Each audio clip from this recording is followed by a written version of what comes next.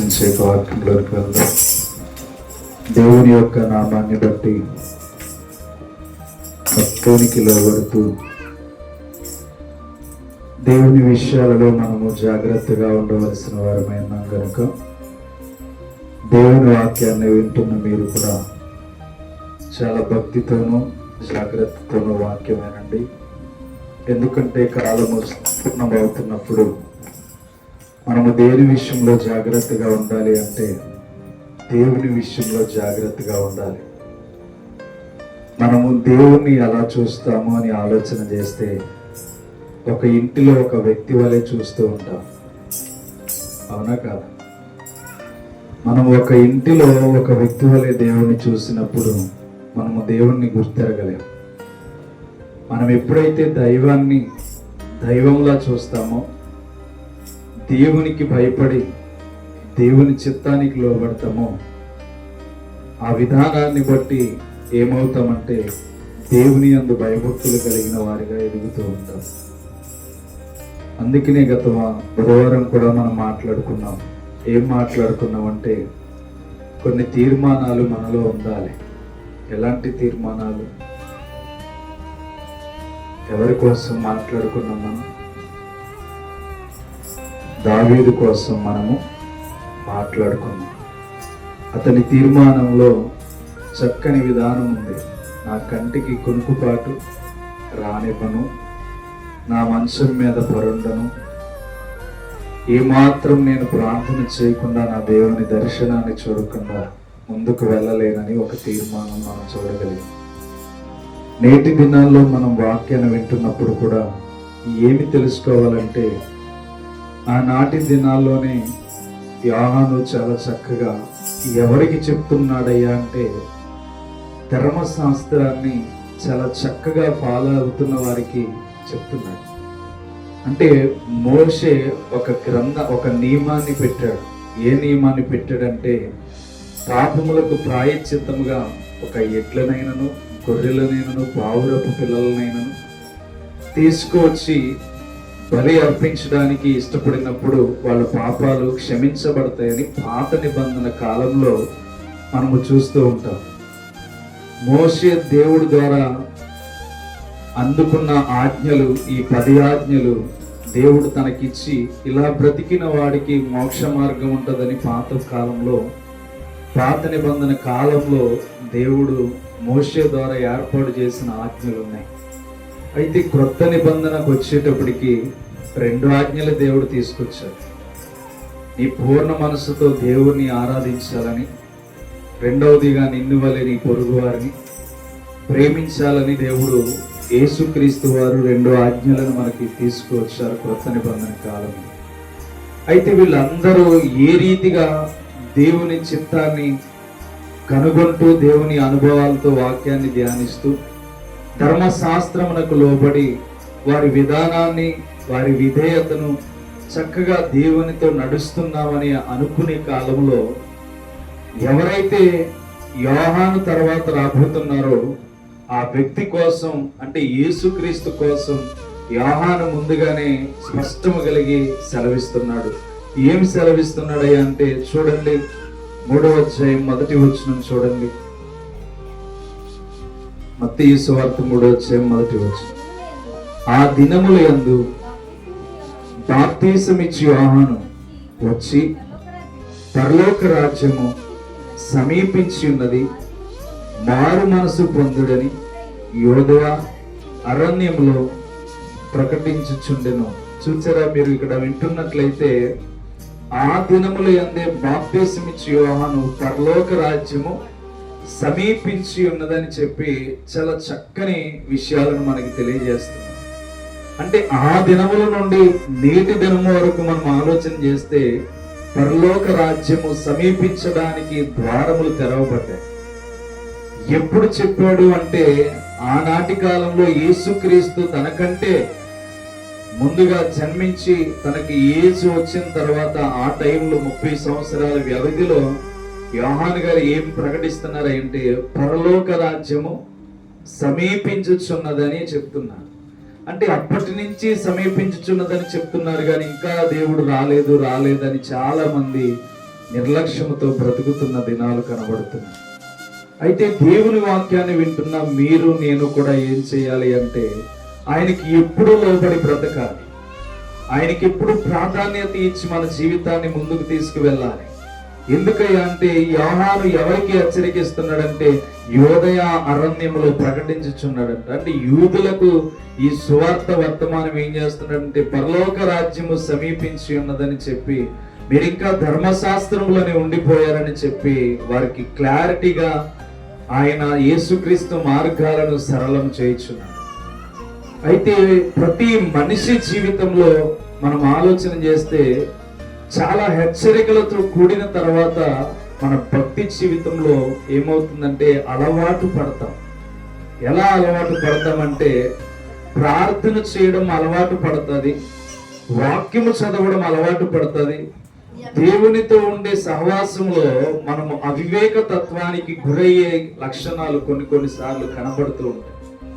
ఎందుకంటే దేవుడు నాతో ఉన్నానులే, దేవునితో నేనున్నానులే, దేవునికి ప్రార్థన చేస్తున్నానులే, వాక్యము నేను చదువుతున్నానులే అని కొన్ని పరిస్థితులు మనల్ని ఏం చేస్తాయంటే దేవునికి దూరం చేస్తూ ఉంటాయి. ఇలా ఆలోచన చేస్తే ఈ యోధ ధర్మశాస్త్ర ఉపదేశకులు అందరూ ఏం కలిగి జీవిస్తున్నారంటే లేఖనాలు ముందే చెప్పిన ఒక దావీదు వంశం నుంచి చిగురు పడుతుందని, లేఖనాలు ముందే చెప్పిన కన్యక గర్భవతి కుమారుని కంటదని, అలా లేఖనాలు చదివిన వారు కూడా ఏం చేస్తున్నారయ్య అంటే యేసుక్రీస్తును నమ్మడం లేదంట. ఎవరిని? యేసుక్రీస్తుని నమ్మడం లేదు. ఎందుకు వీళ్ళు నమ్మట్లేదయ్యా అంటే వీళ్ళ విషయంలో ఏముందంటే వాక్యం అంతా తెలుసు కానీ దేవుని విషయాలను మాత్రం గుర్తించలేకపోతున్నారు. మా కొరకు ఒక రాజు పుడతాడని గుర్తించలేకపోతున్నారు. అవన్నీ గుర్తించిన వ్యక్తి ఎవరయ్యా అంటే ఇదిగో యోహాను మాత్రమే. ఈ యోహాను ఒంటి రోమములు గలవాడే. ఆయన ఆహారం ఏంటంటే తేనెను మిడతలు మాత్రమే తినేవాడు. ఏం తినేవాడు? తేనెను మిడతలు మాత్రమే తన ఆహారముగా తినేవాడు. అతను ఎక్కడుండేవాడు అంటే అరణ్యంలో ఉంటూ ఉండేవాడు. ఆ అరణ్యంలో నుండి సువార్త అనేక మందికి ప్రకటించడం ప్రారంభించాడు. అలాంటి దినాల్లో ధర్మశాస్త్రం అంటే పాత నిబంధన గ్రంథం చదువుతున్న వారికి యేసుక్రీస్తు వస్తాడని తెలియదంటారా? తెలుసంటారా? వాళ్ళకి తెలుసు. ఎందుకని? ధర్మశాస్త్ర గ్రంథాన్ని వారు చదువుతున్నారు, ఆ లేఖనాలను పాటించే విధానం వారికి తెలుసు. అయితే అందులో ఉన్న విషయాలన్నీ వారికి ఎరుక గాని యెషయా గ్రంథాన్ని చదివేవారు ఉన్నారు. యెషయా గ్రంథం, ఇర్మియా గ్రంథం, ఎలా అయితే మేక గ్రంథం అన్నీ వారు చదివేవారు ఉన్నారు. అయితే యేసుక్రీస్తు వస్తాడని వారికి తెలిసినా గాని ఇదిగో అరణ్యంలో ఒకడు సువార్త ప్రకటిస్తున్నాడు, ఆయన కంటే ముందు ఒకరు వస్తాడని వాక్యం ముందుగానే క్రొత్త నిబంధనలో సెలవిచ్చారు. ఇవన్నీ మనం చూస్తున్నప్పుడు వాళ్ళకి ఏం అర్థం అవ్వట్లేదంటే యేసుక్రీస్తు వచ్చాడనే విలువైన సమాచారం వారి మైండ్కి కానీ వారి తలంపులకు కానీ తట్టట్లేదు. సువార్త ఎవరికి చెప్తున్నాడు అంటే వాక్యం తెలిసిన వాళ్ళకి ఆహ్వానం బోధిస్తున్నాడు. దేవుని యొక్క నియమాలు కలిగిన వారికి వాక్యాన్ని వివరిస్తున్నాడు. నేటి దినాల్లో మనం చూడండి, ఎన్నో వాక్యాలు వినగలుగుతున్నాం. క్రీస్తు రాకడకు సిద్ధపడగలుగుతున్నామా? ఆలోచన చేయండి.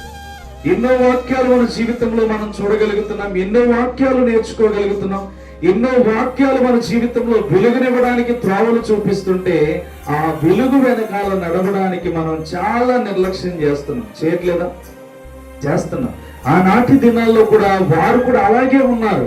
అందుకనే పరలోక రాజ్యము సమీపించి ఉన్నది అని చెప్పి యూదా అరణ్యంలో ప్రకటించుండగా ఆయన మాటలకు ఎవ్వరూ కూడా ఏమాత్రము కూడా ఆజ్ఞపూర్వకంగా లోపలి చెప్పారు. అర్థమవుతుందా? అందుకని మనం చూసినట్లయితే ఇక్కడ వాక్యం సెలవిస్తుంది 3:3కి వెళ్ళినప్పుడు ప్రభు మార్గము సిద్ధపరచుడి, ఆయన త్రోవలను సరళము చేయుడి, అరణ్యములో కేకవేయు అక్కడి శబ్దము ఆయన ప్రవక్త అయిన యెషయా ద్వారా చెప్పబడిన వాడితడే. ఈ యోహాను ఒంటె రోమముల వస్త్రములు మొల చుట్టూ తోలు తట్టియు ధరించుకొనవాడు, మిడతలను అడవి తేనియు అతనికి ఆహారము. చూడండి, ఇక్కడ సెలవిచ్చినట్లయితే యెషయా గ్రంథంలో ముందుగానే చెప్పబడినట్లుగా మనం చూస్తున్నాం. అవునా కాదు? యెషయా గ్రంథంలో ముందుగానే ఇక్కడ చెప్పబడినట్లు చూస్తున్నాం. ఎవరు వస్తారంటే అరణ్యములో ఒక శబ్దం వినబడుతుంది. ఆ శబ్దం ఏంటంటే, మీ కొరకు సువార్త ప్రకటించే వ్యక్తి నాకంటే ముందుగా వస్తాడని యేసుక్రీస్తు వారి గురించి ముందుగానే రాయబడి ఉంది. ఈ యోహాను కోసం కూడా ముందుగానే రాయబడి ఉంది. అలాంటప్పుడు ధర్మశాస్త్ర ఉపదేశకులు దేన్ని నమ్మాలంట? దేన్ని నమ్మాలి? అరణ్యంలో సువార్త ప్రకటించబడుతుంది, మన కొరకు ఒక రాజు పుడతాడని నమ్మాలి. అయితే ఎంతమంది ఆయన నమ్మారంటే, కొంతమంది మాత్రమే ఆయన నమ్మారంట. ఎంతమంది? కొంతమంది మాత్రమే నమ్మారంట. ఎందుకు అలా జరిగిందయ్యా అంటే, వాళ్ళకి ధర్మశాస్త్రం అంతా తెలుసు కానీ, ఎంతో పాండిత్యము గలవారు కానీ యేసుక్రీస్తు వచ్చాడనే విధానంలో నమ్మలేకుండా వారి బలహీనపరుచుకున్నారు. అర్థమవుతుందా? ఈరోజు వాక్యాలు వింటున్న మనము ప్రభు రాకడకు సిద్ధపడాలి. ఎందుకని? ఆనాటి దినాల్లోనే పరలోక రాజ్యము సమీపించి ఉన్నదని చెప్పాడు. ఈ రోజు ఆయన ఏ రీతిగా సమీపిస్తాడన్నాడు, ఆ రీతిగానే మనం ఏం చేస్తున్నామంటే ఈ లోకములో జరిగేవన్నీ చూస్తున్నాం. అయితే మనం ఎంత సిద్ధపడుతున్నాం? మనమెంత దేవునికి లోబడుతున్నాం? మనమెంత దేవుని ఆశ్రయాన్ని కోరుతున్నాం? మనమెంతగా దేవుని అనుభవాల్లో ఉండగలుగుతున్నాం? వాక్యాన్ని వినని వారి గురించి మనకొద్దు కానీ, వాక్యాన్ని వినే మన బ్రతుకులు ఎలా ఉన్నాయి? వాక్యాన్ని వింటున్న మన జీవితాలు ఎలా నడుస్తున్నాయి? ఆనాడే చెప్పాడు పరలోక రాజ్యం సమీపించింది. ఈనాడు మనం చూస్తే ఆ రాజ్యానికి సంబంధించిన ఎన్నో వింతలు ఈ సృష్టిలో జరుగుతూ వెళ్ళిపోతున్నాయి. ఆనాడు పరిచయులు చేసిన తప్పే, ఆనాడు బోధకులు చేసిన తప్పే ఏం చేస్తున్నారంటే, ఈరోజు వాక్యాన్ని వింటున్న మనము కూడా అదే రీతిగా ముందుకు వెళ్తున్నాం. అర్థమవుతుందా? ఈరోజు మనం ఏం చేయాలి? వాక్యం మనతో మాట్లాడుతుంది. ఎలా ఉండాలి? లోకానికి వేరుగా ఉండాలి. దేవుని బిడ్డలు దేనికి వేరుగా ఉంటారు అంటే, లోకానికి వేరుగా ఉంటారు. లోకముతో మాట్లాడటంలో ఎలా ఉంటారు అంటే, పద్ధతి కలిగిన వారిగా ఉంటారు. ఎలా ఉండాలి అంటే, దేవునికి దగ్గరగా ఉండి దేవునితో సహవాసం చేస్తూ దేవుని విధానాలను కనిపెడుతూ ఆయనకి ఇష్టమైన కార్యాలు చేయొచ్చు మనం ముందుకు వెళ్ళాలి. అందుకనే మనం ఎప్పుడు కూడా నిర్లక్ష్యంతో వాక్యం అనేది వినకూడదు, అశ్రద్ధతో వాక్యం అనేది వినకూడదు. మన ఆశ్రయమైన దేవుని ఎదుట మనం ఎలా కలిగి జీవించాలి అంటే, ఎంతో వినయము కలిగి జీవించాలి, ఎంతో భక్తి కలిగి జీవించాలి, ఎంతో యథార్థత కలిగి మన జీవితాలను ముందుకు తీసుకువెళ్తూ ఉండాలి. అప్పుడు మనకేమర్థమవుతుందంటే, వాక్యము మనల్ని ఎలా నడిపించాలో మనకు అర్థమవుతుంది. ఈ వాక్యము నా పాదములకు దీపమై ఉన్నదని కీర్తనాకారుడు సెలవిస్తున్నాడు. మరి ఆ వాక్యము మన జీవితంలో పాదములకు దీపముగా ఉందా? ఆ వాక్యము మన జీవితాల్లో వెలుగునిచ్చేదిగా ఉందా? ఆ వాక్యము మన జీవితాలను బాగు చేసే దానిలా ఉందా?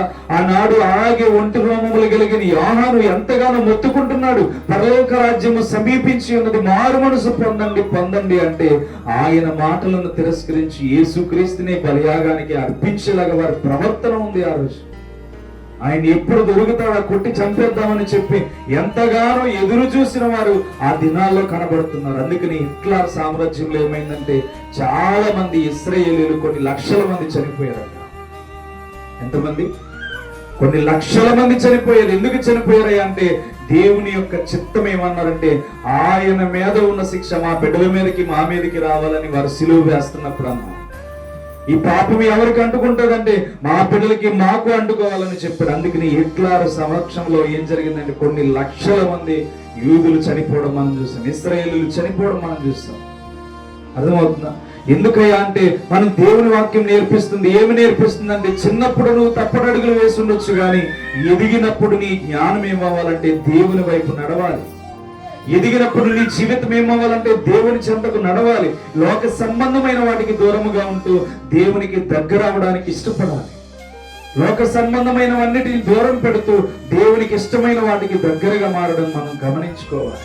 అందుకని అంటున్నాడు, అక్కడ ఏమని చెప్తున్నాడు చూడండి, 5వ వచనానికి వెళ్ళేటప్పుడు, ఆ సమయమున యెరూషలేము వారును యోదయ వారందరూ యొర్దాను నది ప్రాంతముల వారందరూ అతని యొద్దకు వచ్చి తమ పాపములను ఒప్పుకొనుచు యొర్దాను నదిలో అతని చేత బాప్తిసం పొందుచుండిరి. చూసారు, ఇక్కడ మాట్లాడినట్లయితే యోదయ వారును యెరూషలేము వారును వచ్చి అక్కడ నది ప్రాంతం దగ్గర బాప్తిసం పొందుతున్నారంట.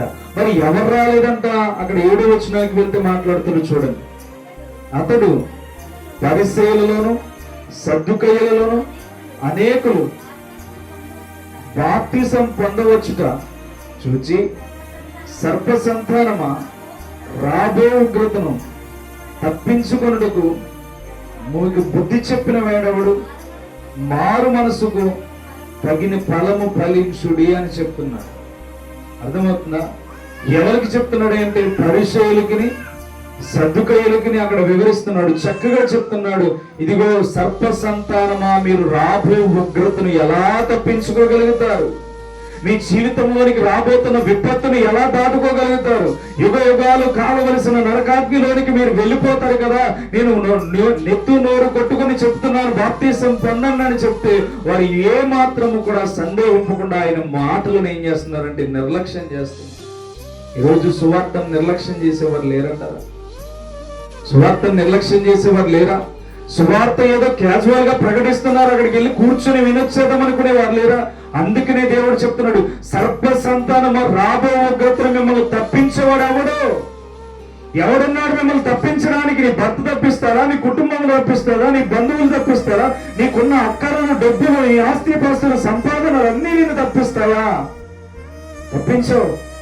ఎందుకు తప్పిస్తాయి? అది యుగ యుగాలు కాలవలసిందని దేవుడు నీకు సువార్త వివరించి నీ జీవితాన్ని బాగు చేయడానికి, అనేకమైన త్రోవలను నీకు చూపించడానికి ఇష్టపడుతుంటే ఆ త్రోవలను విడిచి లోక సంబంధమైన వాటి మీద నీ దృష్టి పెడుతున్నావు కనుక అవి నేనేం చేస్తున్నాయంటే నాశనానికి తీసుకువెళ్తున్నాయి.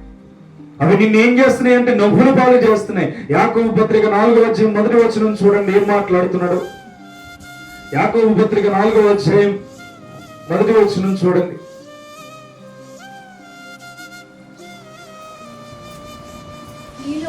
మీలో యుద్ధములను పోరాటములను ఎక్కడ నుండి కలుగుతున్నాయి అంటే మీ అవయవములలో పోరాడు మీ భోగేచ్ఛల నుండే కదా.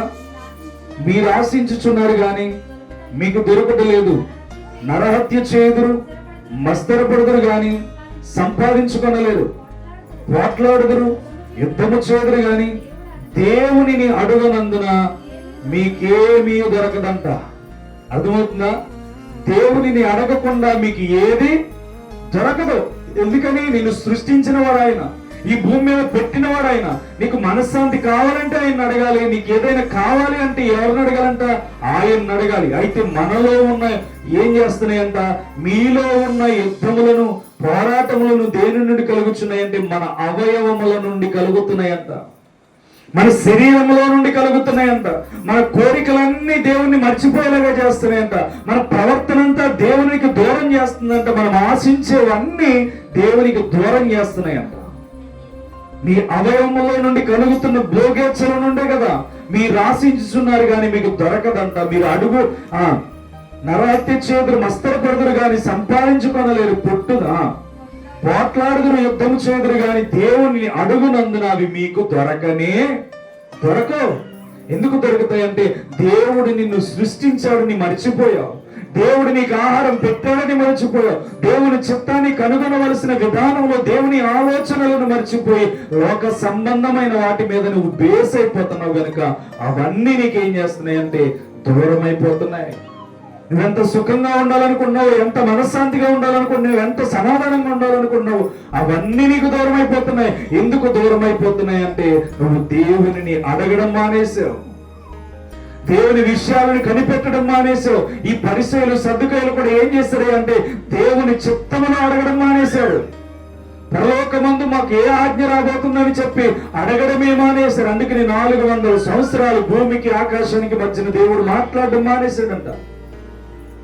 అర్థమవుతుందా? ఎన్ని సంవత్సరాలు మానేశాడు?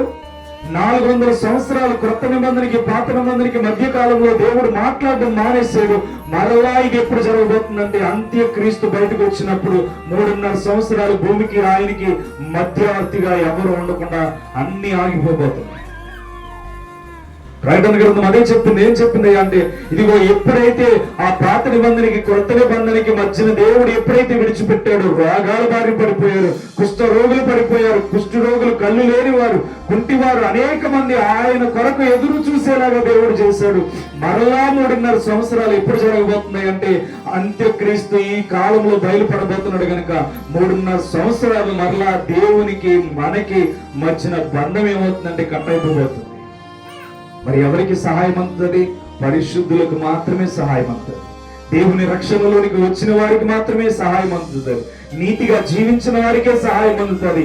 ఇంకా నా జీవితంలో పోరాటాలే కావాలనుకుంటే, మీ భోగేచ్ఛలు మిమ్మల్ని ఆనందపరచడానికి, సుఖపరచడానికి అవన్నీ మార్గాలు అనుకుంటారు, కానీ దానిలో మనశ్శాంతి అనేది మీకు ఎన్నడూ దొరకదు. ఒక్కొక్కరు డబ్బులు బట్టి చింతిస్తారు, ఒక్కొక్కడు మనశ్శాంతి లేక చింతిస్తాడు, ఒక్కొక్కడు సమాధానం లేకుండా చింతిస్తాడు, ఒక్కొక్కడు ఏదో సంపాదించాలని ప్రయాసపడతాడు, చివరికి తినకుండా పోతాడు.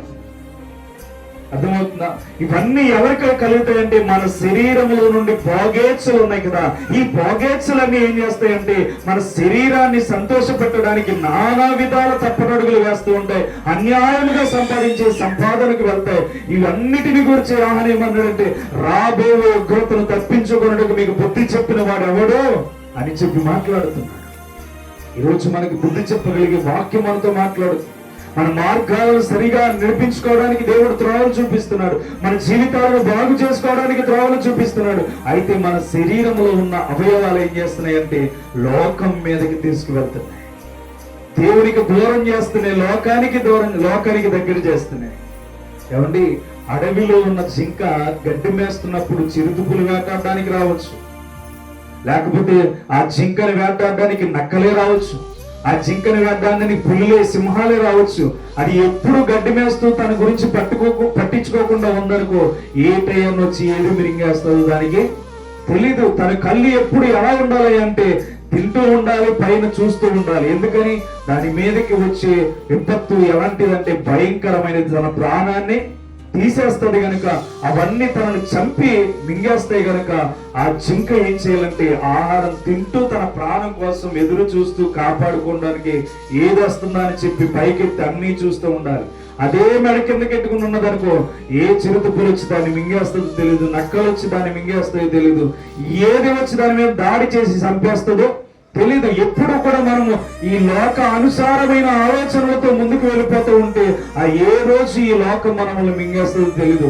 మనం పరలోకం వైపు ఎప్పుడు తల ఎత్తి దేవునికి వైపు చూస్తూ ఉండాలి.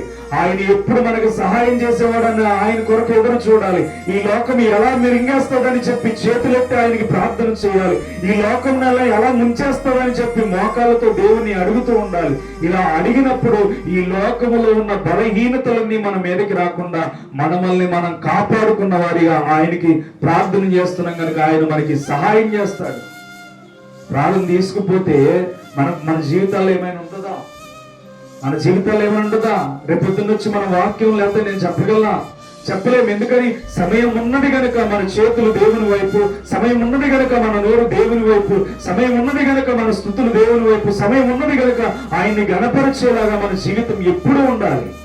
కానీ మనలో ఏముండకూడదు అంటే ఈ లోక సంబంధమైన శరీర కోరికలు అనేవి మనలో ఉండకూడదు. అవి ఏం చేస్తాయంటే మనశ్శాంతి లేకుండా చేస్తాయి, సమాధానం లేకుండా చేస్తాయి, మన కుటుంబంలో అవమానాలను మిగిలిస్తాయి, మన కుటుంబానికి త్రోవ లేకుండా చేస్తాయి. ఇవన్నీ ఎప్పుడు కలుగుతాయి అంటే యాకోబు సెలవిస్తున్నాడు, మీ శరీరంలో కలుగుతున్న వాటిని బట్టి ఇవన్నీ మీకు కలుగుతున్నాయి.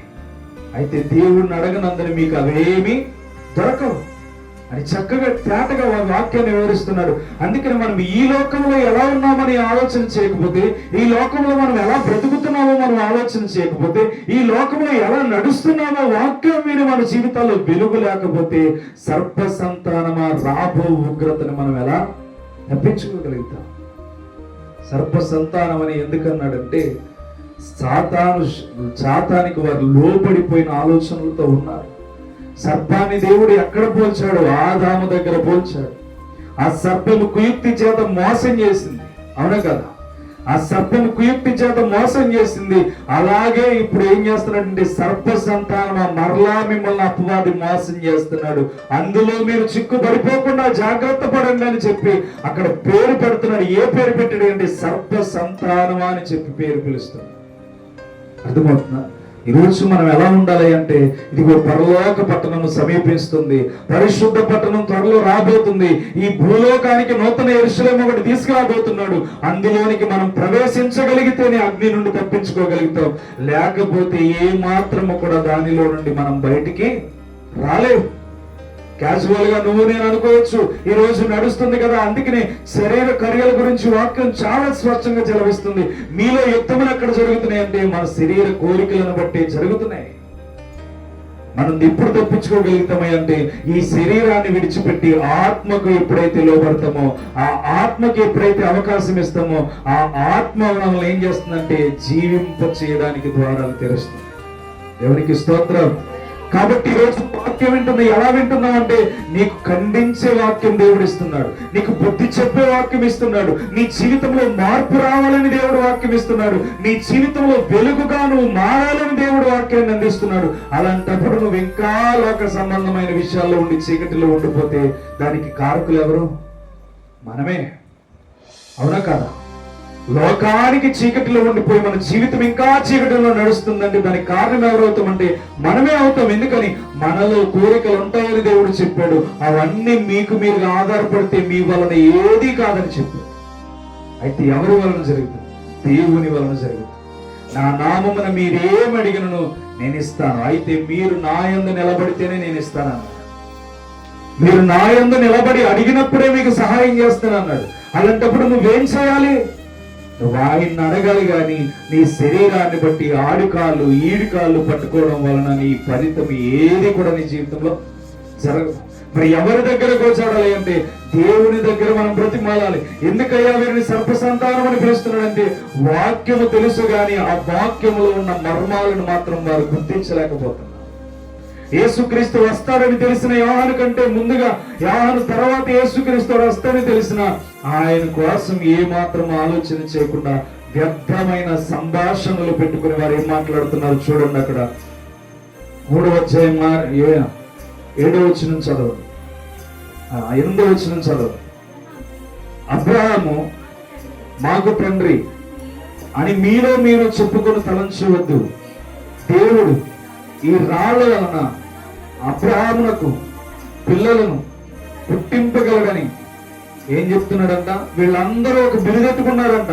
ఏ బిరుదెత్తుకున్నారంటే మేము అబ్రహాము సంతానం నుంచి వచ్చిన వాళ్ళు, మా కీడేమీ జరగదన్నారంట. అక్కడి నుంచి మేము అబ్రహాము సంతానం నుంచి వచ్చాం, మాకే కీడు జరగదన్నారంట.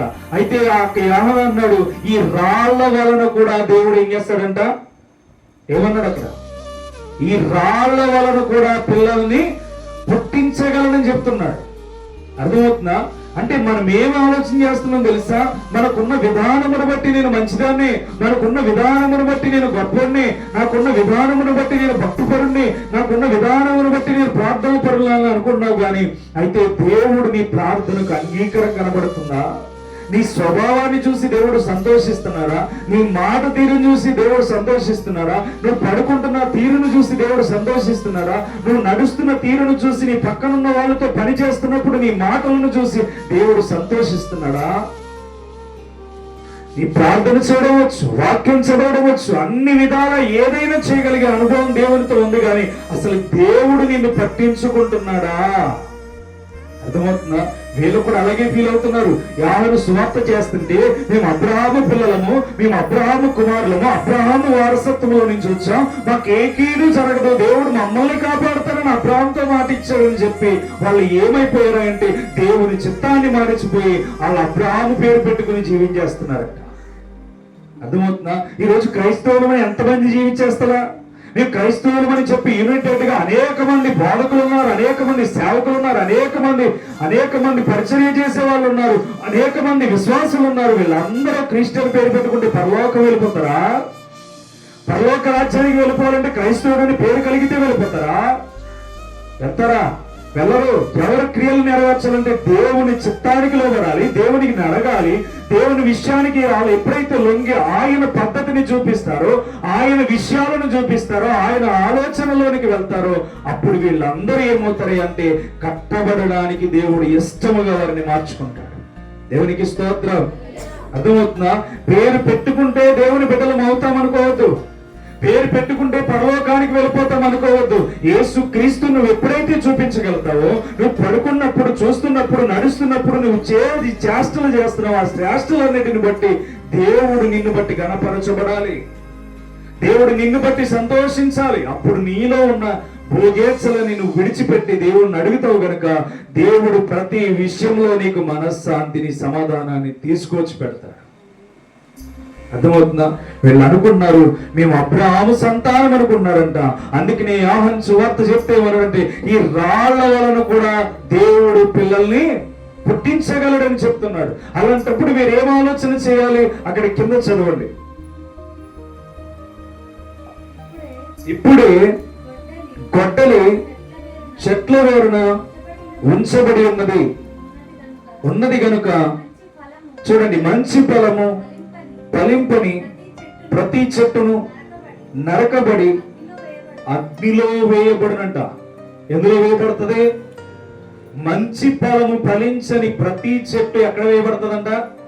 అగ్నిలో వేయబడుతుందంట. అంటే ఒక పండు, మనం జామ పండును తీసుకుందాం. జామ పండులో పురుగు ఉందని తెలుసు కూడా మనం తినేస్తామా? చెప్పండి. జామ పండులో పురుగు ఉందండి, పెద్ద పురుగే కనబడ్డది, దాన్ని పట్టించుకోకుండా మనం తినేస్తామా, పడేస్తామా? చూడండి, ఆ చిన్న పురుగు ఉంది, పడేస్తామా, పడేయమా? పెద్ద పురుగున్నా పడేస్తాం, చిన్న పురుగున్నా పడేస్తాం. ఎందుకని? అది పుచ్చు పట్టేసింది కనుక మనం తినడానికి ఇష్టమే పడం. దేవుడు కూడా అదే చెప్తున్నాడు. నీ జీవితంలో మంచి అనేది లేకపోతే నువ్వు చిన్న తప్పు చేసినా, పెద్ద తప్పు చేసినా ఎక్కడ పడతావంట? నరకంలోనికి వెళ్ళిపోతావు. నీ విషయంలో ఏది జరిగినా, నేను చిన్న తప్పే చేశాను ప్రభుని అడిగిదాం పరలోకానికి వెళ్ళాక అనుకుంటే కుదరదు. నేను పెద్ద తప్పే చేశాను, పరలోకం వెళ్ళిన తర్వాత నరకంలోకి వెళ్ళిపోతానంటే కుదరదు. నువ్వు మంచి ఫలం ఫలించకపోతే నువ్వు నరకబడి అగ్నిలో వేయబడతావని చెప్తున్నారు. అవునా కాదు? ఒక జాంకాయ విషయంలో చిన్న పురుగైనా పెద్ద పురుగైనా మనం ఏం చేస్తాం? పక్కన పడేస్తున్నాం. మరి పరలోక రాజ్యంలో కూడా ఆయన ఏం చెప్పాడు? పరిశుద్ధత లేకుండా నా రాజ్యంలోనికి ఎవ్వరికీ చోటు ఇవ్వనన్నాడు. పరిపూర్ణత లేకుండా ఎవ్వరికీ నా రాజ్యంలో చోటు ఇవ్వనన్నాడు. మీ పరలోకపు తండ్రి అలా ఉన్నట్టుగా మీరు ఉంటేనే ఆ రాజ్యంలో మీకు చోటు దొరుకుతుంది అన్నాడు. ఏమంటే చిన్న పురుగే కదా లోపలికి రప్పించామనుకో, అది పెద్ద పురుగు అవుతుందా? అవుదా? కొన్ని రోజులకి అవుతుందా? చిన్న సీరియల్ అని చూసామనుకో, సినిమా మీదకి వెళ్తాదా? చిన్న మాటే కదా అని మాట్లాడితే పెద్ద పెద్ద మాటలకి తీసుకెళ్తా.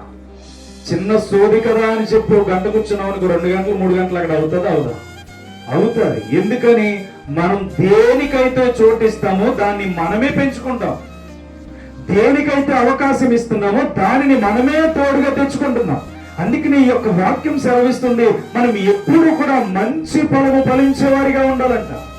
మంచి ఫలము ఫలించకపోతే తప్పకుండా దాన్ని నరకంలో వేస్తానని దేవుడు సెలవిస్తున్నాడు. క్యాజువల్ గా మనం వాక్యాన్ని విని వెళ్ళిపోవడం కాదు. గద్దింపుతో కూడిన ఆశీర్వాదాలు, మాటలు మనకు వినబడినప్పుడు ఆ మంచి ఫలం మనలోనికి తెచ్చుకునేలా ఉండాలి. కానీ చిన్న పురుగే కదా అని చెప్పి చోటించే మనకు అది మనల్ని ఏం చేస్తుంది అంటే పెద్దదానిగా మార్చేస్తుంది. చిన్న మాట తిట్టాను నువ్వు దేవుని దగ్గరికి వెళ్ళి అడిగితే అది దేవుని రాజ్యంలోనికి నిన్ను ప్రవేశింపదు. ఏమంటే ఒకరు గొడవ ఆడుకుంటా హార్ట్ అటాక్ వచ్చి చనిపోయారు అనుకో, ఇప్పుడు దాని తీర్పును బట్టి నువ్వు ఎక్కడికి వెళ్తావు? గొడవ ఆడుకుంటా చనిపోయావు, బూతులు తిడతా చనిపోయావు. అసలు ప్రార్థనకు వచ్చి ఇలాంటి ప్రార్థన ఎవరు చేయలేరు. ప్రార్థనకు వచ్చి ఇలాంటి వాక్యం ఎవరు చదవలేరు. వాక్యం వింటావు, చక్కగా సేవకుడు లోపడతావు, సేవకుడు చూసేలాగా అన్ని చేస్తావు, బయటికి వెళ్ళిన తర్వాత తిట్టేస్తున్నావు. మరి ఇక్కడ వాక్యం విన్నావు కనుక నువ్వు పరలోకం వెళ్ళిపోతావా? వెళ్ళలేవు. నువ్వు ఆ స్థితిని బట్టి, నువ్వు అనుకూలమైన నడవడికను బట్టి దేవుడు నిన్ను ఏ పట్టణంలో పెట్టాలో ఆయనకి తెలుసు. నరకపు పట్టణం ఉంది, పరలోక పట్టణం ఉంది. ఏ పట్టణానికి వెళ్ళాలో దేవుడు ముందే చెప్పాడు. మంచి ఫలము ఫలించని ప్రతి చెట్టు నరకబడి అగ్నిలో వేయబడుతుంది, ఫలించిన చెట్టు పరలోకానికి వెళ్తుంది. అర్థమవుతుందా? అందుకని మనం ఎలా ఉండాలి అంటే, ఈ సన్నిధిలోనికి వచ్చినప్పుడు మన తలంపంతా దేవుని మీదకి ఎలా వస్తుందో, ఈ తలంపంతా దేవుని వైపు ఎలా నడుస్తుందో, ఈ తలంపంతా దేవుని మాటలకు ఎలా అయితే లోబడతాదో, బయటికి వెళ్ళిన తర్వాత కూడా ఇదే తలంపు ఆయన మీద ఆనుకుని నడవాలి. అర్థమవుతుందా? ఈ బ్యాలెన్స్ చేయగలేకపోతే మనం ఎప్పటికైనా పడిపోతాం. ఈ బ్యాలెన్స్ మనలో లేకపోతే మనం ఎప్పటికైనా చనిపోతాం. మనం ఎలాంటి వాళ్ళం అంటే, చిన్నదే కదా అని ఆలోచన చేస్తే అది పుట్టగొడుగంతయి మనలో పదిలంగా నిలబడిపోతుంది. అందుకనే అది చిన్నదైనా సరే దాని నుండి పారిపోయాడు. ఎవరు? యేసేపు. అర్థమవుతుందా? ఒకసారి చూడండి ఎన్నిసార్లు ప్రయత్నం చేసిందంట ఆవిడ. 39వ అధ్యాయం 7వ వచనం నుండి కిందకి చదవగలండి. ఆదికాండం 39వ అధ్యాయం. యేసేపు ఆదికాండంలోనే ఉంటాడు, అందుకని ఆదికాండం చెప్పలేదు. 39వ అధ్యాయం 7వ వచనం నుంచి చదువుకుంటే అటు తర్వాత అతని యజమానుని భార్య యేసేపు మీద కన్నువేసి తనతో శయనించుమని చెప్పాడు. అయితే అతడు ఒప్పక, నా యజమానుడు తనకు కలిగినదంతయు నా చేతికి అప్పగించెను కదా, నా వశమున తన ఇంటిలో ఏమి ఉన్నదో అతడు ఎరుగడు, నా ఇంటిలో నాకంటే పైవాడు ఎవడనూ లేడు. నీవు ఈ ఇంటిలో నీవు అతని భార్య నిన్ను మరి దేనినైనను నాకు అప్పగింపక ఉండలేదు. కాబట్టి నేనిట్లు ఇంత ఘోరమైన దుష్కార్యము చేసి దేవునికి విరోధిగా పాపము కట్టుకుందునని తన యజమానుని భార్యతో అన్నాడంట. ఏమన్నాడు?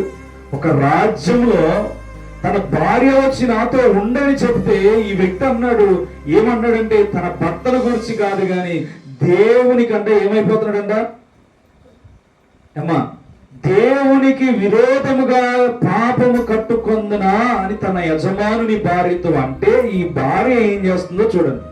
దినదినము ఆమె యేసేపుతో మాట్లాడుచుండెను గాని అతడు ఆమెతో శయనించుకైనను ఆమెతో నుండుటకైనను ఆమె మాట విన్నవాడు కాదు.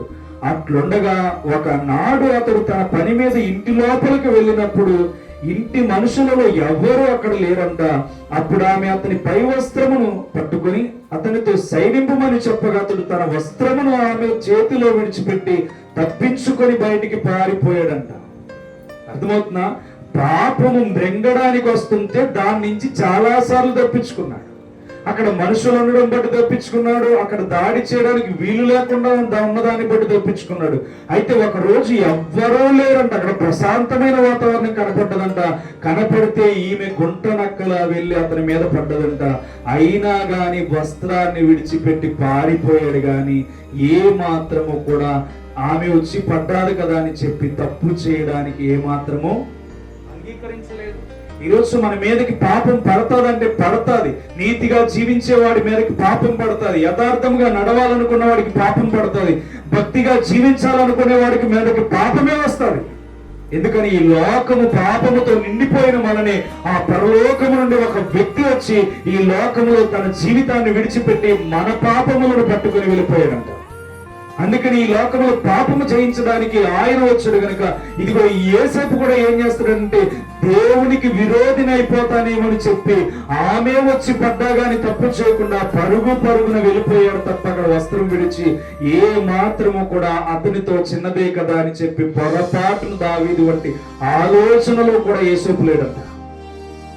అర్థమవుతుందా? దావీదు పైనుంచి చూసాడు, రప్పించుకున్నాడు, కానీ యేసేపుకు అవకాశం దొరికింది కానీ పారిపోయాడు. నీ నీతిని కాపాడుకోవడానికి చిన్నదే అని చెప్పి నీలోనికి రప్పించావా? నీ నీతిని కాపాడుకుంటున్నప్పుడు ఇది చిన్నదే కదా అని చెప్పి ఏదో మాట్లాడేసాను అనుకున్నావా? ఇరుగు పొరుగు వారి మీద నిందేసేసిన అబద్ధ సాక్ష్యం పలికేసాను అని అనుకున్నావా? అది నిన్నేం చేస్తుందంటే చిట్ట చివరికి నిన్ను నరకంలోనికి తీసుకువెళ్తావు. అర్థమవుతుందా? ఒక నీతిని నువ్వు కాపాడుకున్నప్పుడు ఆ నిందను భరించాడు, అవమానాన్ని భరించాడు, సహించగలిగాడు. ఆ మంచి ఫలం ఎప్పుడు ఫలించింది అంటే తన జీవితాంతం రాజుగా బ్రతికేలాగా దేవుడు చేశాడు. దేవునికి స్తోత్రం. ఈరోజు మన జీవితంలో ఎలాంటి వారమై అంటే పేరుకు మాత్రం దేవుని బిడ్డలని చెప్పుకోకూడదు, కానీ పేరును కూల్చే దేవుణ్ణి కనపరిచేలాగా మన జీవితం ఉండాలి. అటు కృపలో దేవుడు మనం ఉంచుగాక. అర్థమవుతుందా? ఎప్పుడు కూడా మనం ఎలా ఉండాలి అంటే మంచి ఫలము ఫలించాలి. నిన్ను చూస్తే అయ్యో ఆ వ్యక్తి విషయంలో మనం ఏం మాట్లాడకూడదు. అతడు దేవునితో సహవాసం చేస్తున్న వ్యక్తి, ఆమె దేవునితో సహవాసం చేస్తున్న వ్యక్తి, ఆమె ఏమి చెప్పినా జరుగుతాయి. ఎందుకంటే ఆమె దేవుని చిత్రాన్ని డీటెయిల్ గా తన స్వభావాన్ని చూపించగలుగుతుందని మిమ్మల్ని చూసి ప్రతి ఒక్కరు మాట్లాడాలి. అందుకని ఇతరులు ఎవరికో చెప్పినట్లు నేను చెప్పను, నా కుటుంబానికి వాక్యాన్ని బోధించినట్లే మీకు బోధిస్తాను. ఎందుకని మీరు పేరుగాంచిన క్రైస్తవులు అవ్వాలని నేను బోధిస్తాను. దేవుని విషయాలను మీరు చూపించాలని, మీరు అభివృద్ధిలోనికి వెళ్ళాలని చూపిస్తాను. ఎందుకని మనలో ఉన్న భోగేచ్ఛలు బట్టి దేవునికి దూరం అవ్వకూడదు. మనలో మంచితనం లేని విషయాల్లో మనం దూరం అవ్వకూడదు. ఏంటయ్యా దేవునికి సాధ్యమైంది ఉందా, సాధ్యం కానిది ఉందంటే సమస్తము ఆయనకి సాధ్యమై ఉన్నది. అందుకని మనం ఏం చేయాలి అంటే బలహీనులమైన మనల్ని బలపరచడానికి క్రీస్తు రక్తము మనతో ఎప్పుడు కూడా కడిగి శుద్ధీకరించడానికి మనతో ఉంటే చిన్నదే చిన్నదే అని చెప్పి ఎన్నిసార్లు మన పాపానికి లోనైపోవట్లా అవట్లేదా? చిన్నదే చిన్నదే అని చెప్పి కోపం మనలోనికి రావట్లా, చిన్నదే చిన్నదే అని చెప్పి మనుషుల్ని తిట్టట్లా, మనిషిని ద్వేషించట్లా, మనిషిని అపహేళన చేయట్లా. ఇవన్నీ ఎక్కడ కలుగుతాయంటే చిన్నదే కదా అని చెప్పి నువ్వు ఆలోచన చేస్తున్నావు. ఆ చిన్నది కూడా నీలో ఉండకుండా పరిశుద్ధత ఉండాలని దేవుడు అడుగుతున్నాడు. మంచి ఫలము ఫలించాలని దేవుడు చూస్తున్నాడు. ఆ మంచి ఫలం నీ జీవితాన్ని పరలోకానికి చేస్తాడు. అందుకు నీ పరలోక రాజ్యం సమీపించినది, మారు మనసు పొందండి అని దేవుడు ఎందుకు చెప్తున్నాడు అంటే నీ జీవితంలో నూతనమైన కార్యాలు దేవుడు ఇవ్వాలని ఇష్టపడుతూ, నూతనమైన అనుభవాలను నువ్వు చూపించాలని దేవుడు ఇష్టపడుతూ, నీ భక్తి మార్గంలో యథార్థత ఉండాలని దేవుడు చెప్తున్నాడు. నీ భక్తి మార్గంలో సంతోషము సమాధానం ఉండాలని, మీ శరీరంలో ఉన్న కోరికలన్నిటిని తీసేయండి అని దేవుడు చెప్తున్నాడు. ఈరోజు మనం ఏం చేయగలుగుతాం? ఏ సేపులా కాపాడుకోగలుగుతున్నాం? ఎన్నోసార్లు పడ్డదంట ఆవిడ, ఎన్నోసార్లు దాడి చేసిందంటే. ఎందుకంటే బహు సౌందర్యవంతుడంటే ఏసేపు. అంత సౌందర్యవంతుడు కనుక ఆ సౌందర్యాన్ని ఆస్వాదించాలని ఎన్నోసార్లు కన్ని వేసి తన మీద దాడి చేసింది. కానీ అన్ని విషయాల్లో తప్పించుకున్నాడు. చివరికి నింద కూడా వేయించుకోవడానికి ఏ మాత్రము కూడా వెనకడుగు వేయలా. ఎందుకో తెలుసా? దేవునికి విరోధం అయిపోతాను, దేవునికి నేను దూరం అయిపోతాను, దేవుడు నాతో మాట్లాడడం మానేస్తాడు, నన్ను పుట్టించిన వాడు, నన్ను గణపరిచిన వాడు, నా తండ్రికి వాగ్దానం చేసిన వాడు ఈ రోజు నేను దూరం చేసుకోవాలని చెప్పి దావీదు వంటి ఆలోచనలో ఏసేపు లేడంట. ఆ పాపం వచ్చి పడిపోతే వెళ్ళిపోయాడంట దూరంగా. ఈరోజు మన మీద ఈ పాపం రాదంటే వస్తుంది, పారిపోవాలి, దూరం పెట్టాలి. శాపాలు వస్తాయి, ఎన్నో ఇబ్బందులు వస్తాయి, కష్టాలు వస్తాయి, కన్నీటితో గడిపే రాత్రులు వస్తాయి. అవన్నిటినీ దేవుడు తీర్చగలవాడని మనం నమ్మాలి. ఆయన అడిగితే తీర్చగలవాడని నమ్మాలి. ఆయన చిత్తానికి లోబడితే మనం నమ్మాలి. అలాంటి స్థితిలో ఈ ధర్మశాస్త్ర ఉపదేశకులు లేరంట. అందుకే నేను చెప్తున్నాడు చూడండి, ఆ 10వ వచనం కూడా చదవమ్మా. మత్తయి సువార్త 11వ వచనం చూడండి. మారు మనసు నిమిత్తము నేను నీళ్ళలో మీకు బాప్తీసం ఇచ్చుచున్నాను గాని అయితే నా వెనక వచ్చేవాడు నాకంటే శక్తివంతుడు, ఆయన చెప్పుల మోయటకైనను నేను పాత్రుడను కాను. ఆయన పరిశుద్ధాత్మలోను అగ్నితోను మీకు బాప్తీసము ఇచ్చిన ఆయన చేత ఆయన చేతిలో ఉన్నది. ఆయన తన కళ్ళమును బాగుగా శుభ్రం చేసి గోధుమలను కొట్టులో పోసి ఆరని అగ్నితో పొట్టును కాల్చి వేస్తానని చెప్తుంది. అర్థమవుతుంది? ఆయన చేతిలో మన అందరం ఉన్నాం. ఒక్కరోజు మన డే ఎండ్ అయితే, మన ఊపిరి ఎండ్ అయితే మనం పొట్టుగా ఉంటామో ఒడ్డు గింజగా ఆయన చేతిలోకి వెళ్తాం. ఆలోచించి పొట్టును మనము కూడా తీసుకుంటామా? ఒడ్డు గింజను తీసుకుంటామా? ఒడ్లు గింజనే మనం తీసుకుంటాం, పొట్టుని మనం ఏం చేస్తాం? బయటికి త్రో చేస్తాం. దేవుడు కూడా అదే చెప్తున్నాడు. నువ్వు ఫలించిన దానివైతే నా అకౌంట్లోకి వస్తావు, నువ్వు ఫలించని దానివైతే నీ అకౌంట్ ఖాళీ అయిపోతుంది. అందుకని ఈరోజు మన దేవుడు చెప్తున్న విషయంలో ఎలా ఉండాలి అంటే, ఇదిగో ఆరని అగ్నిలో వెళ్ళడం కంటే దేవుని రాజ్యంలో యుగయుగాలు సంతోషంగా ఉండేలాగా మనం బ్రతకాలి. అర్థమవుతుందా? అందుకని వాక్యాన్ని వినండి, విని నడవండి, మాదిరిని చూపించండి. అపోస్తలులు సువార్త ప్రకటించినప్పుడు మాదిరి చూపించారు. ఆ మాదిరిని చూపించడం బట్టి వారి జీవితాలు మార్చబడ్డాయి, వారి వెలుగులోనికి రాబడ్డారంట. వారి జీవితాలు అద్భుతంగా మార్చడానికి దేవుడు ఎంతగానో అనేకమైన కార్యాలు చేశారు. అర్థమవుతుందా? అందుకని మనం ఎలా ఉండాలి అంటే, నిన్ను బట్టి ఇంకొకరు మారాలంటే నువ్వు వస్తున్న సంఘము యథార్థమైనదని నువ్వు బయట వాళ్ళకి తెలియచేయాలి. నీ జీవితాన్ని బట్టి, నీ సంతోషాన్ని చూసి, అయ్యో వాళ్ళు అక్కడికి వెళ్తున్న బట్టి ఎంత సంతోషంగా ఉంటున్నారని నిన్ను చూసి వాళ్ళ మీద దేవుని మందిరానికి రావాలి. ఈరోజు ఇంకా మార్పు రాలేదు ఈ గ్రామానికంటే కేవలం నడవలసిన మన నడవడిక బయట వాళ్ళకి కనబడట్లా, మనం మాట్లాడవలసిన మాట తీరు బయట వాళ్ళకి కనబడట్లా, గౌరవించే విధానంలో మన మాట తీరు క్యాజువల్గానే ఉండిపోయింది. అందుకనే బయట వాళ్ళు నిన్ను చూసి మారాలి, కేవలం నీ స్వభావాన్ని చూస్తే మారిపోవాలి. అలా ఉండాలంటే వాళ్ళు నీ కోసం మాట్లాడుకోవాలంటే దేవుడిని ఇలా నువ్వు మార్చాలి. అర్థమవుతుంది?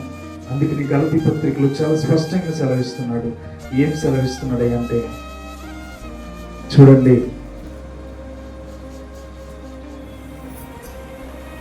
మరియు నేను చెప్పినదేమనగా వారసుడు అన్నిటికీ కర్తయ్యున్నను బాలుడై ఉన్నంత కాలం అతనికి దాసునికి ఏ భేదము లేదు.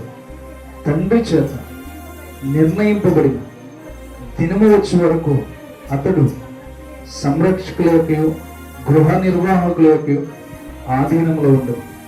అటువలే మనమును చూడండి చెప్తున్నాడు, అటువలనే మనము బాలురమై ఉన్నప్పుడు లోక సంబంధమైన మూలపాఠములకు లోబడి దాసులమై ఉంటుంది. అయితే కాలము పరిపూర్ణమైనప్పుడు దేవుడు తన కుమారుని పంపిన ఆయన స్త్రీ యందు పుట్టి మనము దత్తపుత్రులను కావాలని ధర్మశాస్త్రమునకు లోబడిన వారిని విమోచించుటకే ధర్మశాస్త్రమునకు లోబడిన వారాయి. అర్థమవుతుంది? చిన్నప్పుడు ఇప్పుడు వీడు అంటున్నప్పుడు వీడి పక్షాన ఆస్తిపాస్తులు రాసేస్తారా? రాయడు. వాడికి ఏజ్ వచ్చి వాడికి టెక్నాలజీ పెరిగి వాడి మైండ్ పెరిగినప్పుడు వాడికి ఏమవుతుందంటే వాడి ఆస్తిని ఏం చేస్తామంటే వాడి పేరు మీద రాస్తాం. దేవుడు కూడా అదే చెప్తున్నాడు, మీరు చిన్నప్పుడు ఏ పొరపాటు చేశారో నేను పట్టించుకో, మీరు చిన్నప్పుడు ఏ యొక్క దూకులు దూకారో నేను అడగను.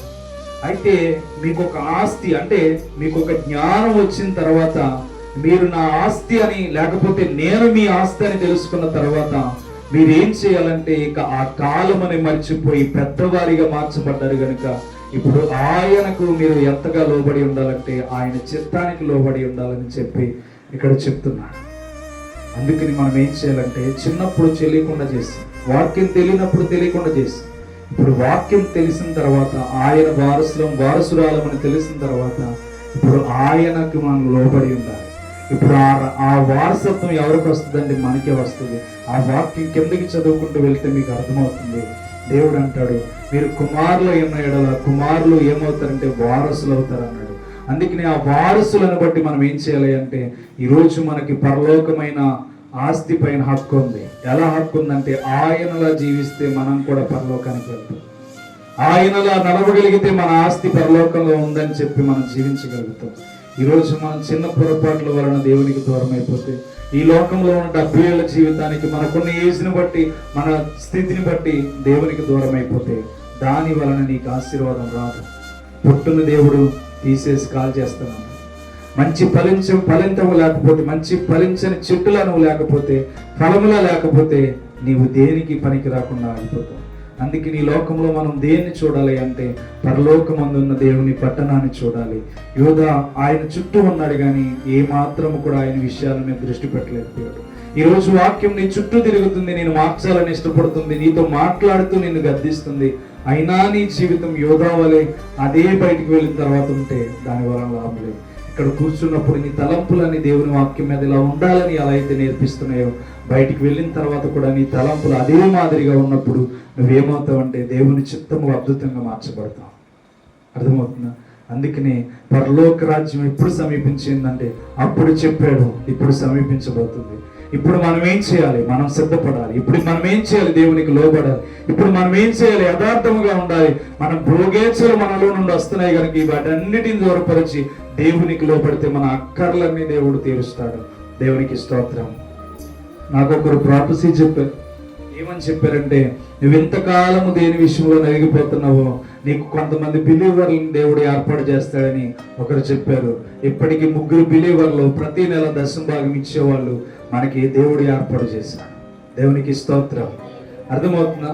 అంటే నేను ఎంత నలిగిపోతున్నానో దేవునికి మాత్రమే తెలుసు. అందుకని దేవుడు ముందుగానే ఆ ప్రవచనం నాకు చెప్పాడు. ఆ ప్రవచనం ఇప్పుడు నెరవేరింది. దేవునికి స్తోత్రం. అర్థమవుతుంది. అందుకని మనం ఎప్పుడు కూడా ఆయన స్వభావాన్ని పోల్చి నడుచుకుంటే మన భారం అంతా, మన దుఃఖం అంతా, మన జీవితం అంతా దేవుని సంఘం మీద లేకపోతే విశ్వాసం మీద మాదిరిగా మన జీవితం నడవగలిగితే ఆ జీవితానికి దేవుడు ద్వారాలు తెరిచి మార్గాలు తెరుస్తాడు. దేవునికి స్తోత్రం.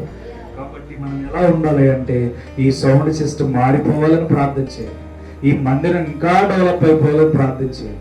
ఎందుకంటే మనం చేయవలసిన పరిచర్య ఈ గ్రామంలో చాలా ఉంది.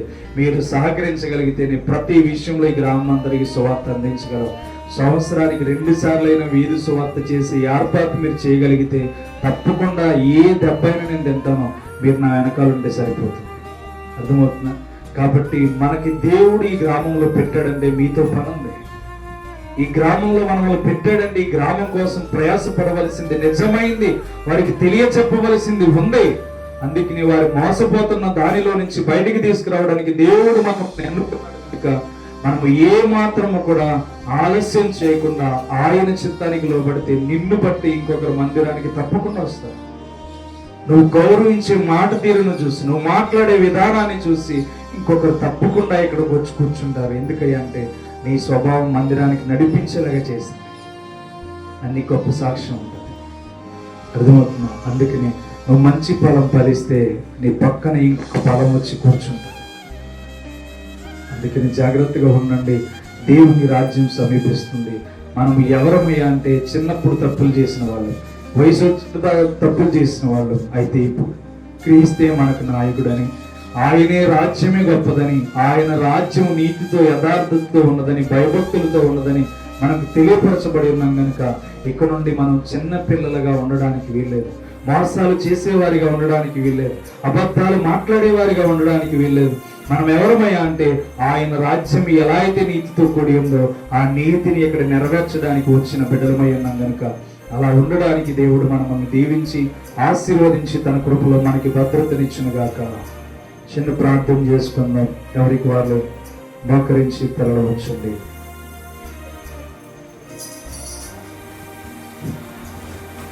దేవుని వాక్యం మనతో మాట్లాడుతున్నప్పుడు, దేవుని వాక్యం మన జీవితాలను మార్చాలనుకుంటున్నప్పుడు, దేవుని వాక్యం మన ప్రవర్తనను మార్చాలనుకుంటున్నప్పుడు మనం చేయవలసింది ఒకటే ఒకటి, దేవునిలా బ్రతకడం మనం ఇష్టపడాలి. దేవునిలా మనం జీవించడానికి ఇష్టపడాలి. దేవునిలా నడవడానికి మనం ఇష్టపడాలి. ఈ లోకంలో నీ శరీరాన్ని బట్టి చాలా భోగేచ్ఛలు నీకు కలుగుండొచ్చు. ఈ లోకంలో నీ శరీర కోరికలు చాలా నిన్ను నాశనం చేయొచ్చు. నీ జీవితంలో సమాధానం లేకుండా చేయొచ్చు. నీ జీవితంలో మనశ్శాంతి లేకుండా చేయొచ్చు. చిన్నదే కదా అని కోపం నీలో నీకు ప్రవేశించవచ్చు. చిన్నదే కదా అని అబద్ధం నీలో ప్రవేశించవచ్చు. చిన్నదే కదా అని జీవితాన్ని నాశనం చేసే స్వభావం నీలోనికి రావచ్చు. అయితే అవి చిన్నగా ఉండవు. ఒకరోజు అవి కూడా పెరగడం ప్రారంభిస్తాయి. ఒకరోజు అవి కూడా నీ జీవితంలో పెరగడం ప్రారంభించినప్పుడు ఆ పాపంలో నుండి బయటికి రావడానికి చాలా కష్టపడాలి. ఆ పాపంలో నుండి బయటికి రావడానికి చాలా బాధలు పడాలి. అయ్యో చిన్నదే కదా అని అనుమతించాను, ఇది నా జీవితాన్ని నాశనం చేసింది. చిన్నదే కదా అని అబద్ధం ఆడినది నా జీవితానికి దేవుని ద్వారాలను మూసేసింది. ఈరోజు అందులో నుంచి బయటికి ఎలా రాగలను?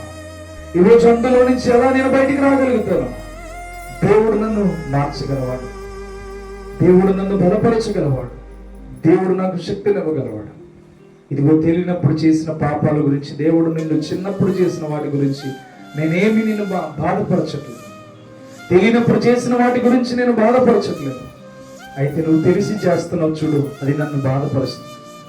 నువ్వు తెలిసి చేస్తున్న ఈ పోరాటంలో నన్ను చాలా గాయాలు చేస్తున్నావు. ఈరోజు నువ్వు తెలుసుకోవాల్సింది ఒకటే, నువ్వు తెలియక చేసినప్పుడు దేవుడు నిన్నెప్పుడు ఏమనలేదు. కానీ తెలిసి చేస్తే నీ కుటుంబంలో చాలా సమస్యలు రావచ్చు. తెలిసి చేస్తే నీ కుటుంబంలో చాలా ఆర్థిక ఇబ్బంది రావచ్చు. తెలిసి చేస్తే ఆ పొరపాటు వలన నీ జీవితంలో అన్యాయమే జరగవచ్చు. ఇవన్నీ ఎవరి వలన కలుగుతున్నాయి? నీ శరీర కోరికల వలన. దానికి దేవుణ్ణి లింక్ పెట్టొద్దు. ఎవరు నీకొచ్చే బలహీనతలను బట్టి దేవుని మీద లింక్ పెట్టొద్దు. నీకొచ్చే బంధకాల వలన దేవునికి లింక్ పెట్టొద్దు. నీ శరీరంలో కలుగుతున్న అనుమానాలు, నీ శరీరంలో కలుగుతున్న భోగేచ్ఛలు, అబద్ధపు మాటలు, అక్రమమైన మాటలు, ఇవన్నీ నీ జీవితంలో ద్వేషాన్ని, అహంకారాన్ని పుట్టించి చిన్నదిగా నీలోనికి ఎంటర్ అవుతున్నాయి. ఎంటర్ అవుతున్నవన్నీ నీ జీవితాన్ని నాశనం చేస్తున్నాయి. ఎంటర్ అవుతున్నాయి అన్నీ నీ జీవితంలో నవ్వులు పాలు చేస్తున్నాయి. కాబట్టి నేటి దినాన నీ భవిష్యత్తు గొప్పగా ఉండబోతుంది అని దేవుడు చెప్తున్నాడు. నేటి దినాన నీ భవిష్యత్తు బాగుపడబోతుంది అని దేవుడు చెప్తున్నాడు. నేటి దినాన నీ జీవితంలో అద్భుతాలు చేయడానికి ఇష్టపడుతున్నాడు. అయితే నువ్వు చేయవలసింది ఒకే ఒక్కటి, ఆయనకిలా జీవించాలి, ఆయనకిలా మాట్లాడాలి, ఆయనలా నువ్వు సంభాషించాలి, ఆయన మాదిరిని నీవు చూపించాలి, ఆయన ఇష్టాన్ని నీవు చూపించాలి, ఆయన నీతో ఉన్న సహవాసాన్ని నువ్వు కనిపెట్టాలి. ఆయన్ని చూడగలిగితే నీ జీవితంలో ఎంత మేలు దొరుకుతాయో తెలుసా? దేవునిని అడగనందున వారికి ఏమీ దొరకట్లేదు అన్నాడు. ఆయన్ని అడగకపోవడం వలన నీకేమీ దొరకట్లా. నీ శరీరంలో నుండి అడుగుతున్నావు, ఆత్మలో నుండి దేవునితో మాట్లాడు, ఆత్మలో నుండి దేవునితో సందేశించు, ఆత్మలో ఉండి దేవుని మహిమను చూడు. అసలు ఆయన వెలిగించిన మహిమ ఎంత అద్భుతంగా ఉంటుందో, ఆయన వెలిగించిన మహిమ ఎంత సంతోషాన్ని ఇస్తుందో, ఆయన వెలిగించిన మహిమ ఎంత ఆనందాన్ని నీ జీవితంలోనికి వస్తుందో. అందుకనే దేవునిలా బ్రతకండి, ఆయన రాజ్యాన్ని చూపించండి. ఈ అంత్య దినముల యందు పరలోక రాజ్యం సమీపిస్తుండగా పరిశుద్ధాత్ముడు ఈ భూమి మీద నుంచి వత్తబడక ముందే మీ జీవితాల్లో నూతన క్రియను చూడండి, నూతన కార్యాలు చూడండి, నూతన కార్యాలు, అద్భుతాలు, ఆశ్చర్యమైన మేలు దేవుని విషయంలో చూడండి. మీరు ఏ నిర్ణయంతో దేవుని వైపు రాబోతున్నారో ప్రార్థన చేసుకోండి. నువ్వు మాదిరిగా బయటికి వెళ్ళిన తర్వాత ఇదే వాక్యం మీద నీ జీవితం గడిపితే, ఇదే వాక్యం మీద నీ జీవితం నడవగలిగితే నీ జీవితం మహా అద్భుతంగా మార్చబడుతుంది. కాబట్టి నీ పిల్లల విషయంలో నువ్వు భయపడక్కర్లేదు, నీ యొక్క భర్త విషయంలో నువ్వు భయపడక్కర్లేదు, నీ కుటుంబ విషయంలో నువ్వు భయపడకవద్దు, నీ సమస్యలను బట్టి భయపడవద్దు. ఈ లోకాన్ని సృష్టించిన వాడి దగ్గర నువ్వు నమ్మకంగా ఉంటే, ఈ లోకంలో నిన్ను పెట్టిన వాడి దగ్గర నమ్మకంగా ఉంటే, ఈ లోకంలో నిన్ను పంపించిన రాజుకు నువ్వు లోబడి జీవిస్తే, ఆ రాజే నీ ప్రతి ఈవుతో నింపి ఆశీర్వదిస్తాడు, ప్రతి ఈవును నీకు అనుగ్రహించగలుగుతాడు. ఆయన నమ్మండి, నమ్మిన వారికి దేవుడు అనుగ్రహించే దీవెనలు చాలా సమృద్ధిగా దొరుకుతాయి. అవి అంతుకట్టలేనివి. సారే ప్రతి ఇంటిలోనికి వెళ్ళి ఎలా అయితే పొంగి పొర్లేలాగా పాత్రలను దేవుడు చేశాడు, ఈ రోజు ఈ వాక్యాన్ని నీ ఇంటిలోనికి మోసుకువెనెత్తి నీ జీవితాన్ని ఒకరికి మాదిరిగా జీవించగలిగితే, నీ పద్ధతిని బట్టి, నీ మాట తీరుని బట్టి నీ జీవితాన్ని ఒకరికి మాదిరిగా చూపించగలిగితే యేసయ్య నీతో ఉంటాడు. ఆయన నీతో ఉన్నప్పుడు నీకు ఏది కూడా ఉండదు. నీ మనసులో తలంచక ముందే ఆయనకు అన్ని ఎరిగి ఉన్నాడు కనుక ఆ అవసరతను నీ దగ్గరికి తీసుకొచ్చి పెడతాడు. కాబట్టి నేటి దినాన నీ జీవితంలో ఒక నిర్ణయం, యేసుక్రీస్తులా బ్రతకాలని. పరలోక రాజ్యం సమీపించున్నది. ఫలించని మంచి ఫలం ఫలించని ప్రతి చెట్టు నరకబడి అగ్నిలో వేయబడుతుంది. ఇలా నరకబడి అగ్నిలో వేయబడటం కంటే నీ జీవితంలో దేవునితో నడవడమే గొప్ప కదా, ఆయనతో కలిసి ఉండడమే ఆశ్చర్యకరం కదా. అందుకని ఫలించిన గింజగానే ఉంటే పొట్టు గాలికి పోయినట్లుగా నీ జీవితం ఉండకూడదని దేవుడు ప్రాధేయపడుతున్నాడు. మహాపరిశుద్ధుడైన తండ్రి, ప్రేమగల దేవానికి వందనాలు. ఉన్నతమైన నీ కృపలో వాక్యము ద్వారా నీవు మాట్లాడి రక్షణ జీవితాలు ఎంత విలువైనవో, రక్షణ పొందలేని జీవితాలు కూడా విలువైనవని నీవు ప్రకటించవద్దు ప్రభు. ప్రతి ఒక్కరూ మంచి ఫలం ఫలించేవారిగా దీవించండి. పనికొచ్చే పాత్రగా ప్రతి ఒక్కరిని బలపరచండి. చిన్న కోపమే కదని మనసులోనికి రప్పించుకోడు, చిన్న అబద్ధమే కదని మనసులోనికి రప్పించుకోడు అయ్యా. ప్రతి చిన్నదానికి నీ రాజ్యంలో చోటు లేదు ప్రభు. చిన్నదే కదా నీ ప్రభు పెద్దదిగా మార్చబోయే అపవాది క్రియలను కనిపెట్టి, చిన్నదానిగా ఉన్నప్పుడు దాని నుండి బయటకు వచ్చే తలంపులు దయచి, యథార్థము, నిజాయితీ, భయభక్తులు కలిగిన జీవితం బిడ్డలకు అనుగ్రహించండి ప్రభు. నీ నామములు వీరందరూ హృదయాలు ఎరిగిన దేవుడు కనుక వీరితో సూటిగా స్పష్టంగా మాట్లాడి వారి జీవితంలో నూతన వెలుగును పుట్టించండి ప్రభు. నీ నామానికి వీరిని అప్పగిస్తున్నాం. దీవించండి, ఆశీర్వదించండి, బలపరచండి, మేలు చేసి నీ అద్భుతమైన కార్యములను జరిగించండి. క్రీస్తు నామమున పేరట అడుగుచున్నాం తండ్రి, ఆమేన్. అందరికీ వందనాలు.